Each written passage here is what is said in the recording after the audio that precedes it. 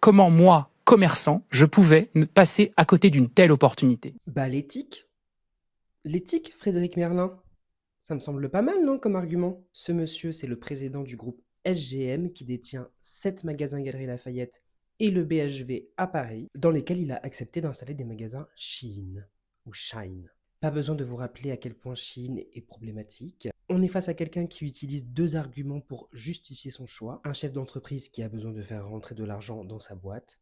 D'accord. Aider les commerçants voisins des Galeries Lafayette et du BHV qui vont bénéficier du flux que Shein va apporter dans les magasins du groupe SGM. D'accord. À d'autres. Donc tout ça c'est très bien, mais à quel prix? Parce que Shein c'est super, hein, mais c'est de la merde. Et le problème dans tout ça c'est qu'en fait toutes les marques de mode, c'est de la merde.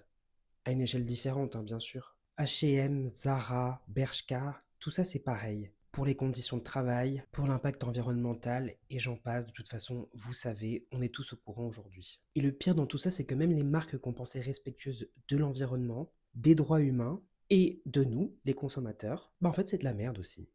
Par exemple, on se rappelle du scandale de Dior et son modèle tote bag, dont le coût de fabrication complètement dérisoire avait été révélé, et on se rappelle de la suspicion qu'il y avait eu que Dior aurait fait appel à des sous-traitants qui faisaient travailler des travailleurs clandestins.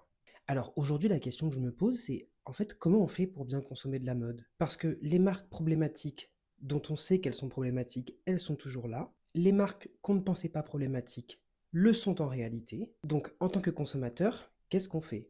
Parce que on a une part de responsabilité, mais la législation a aussi la sienne.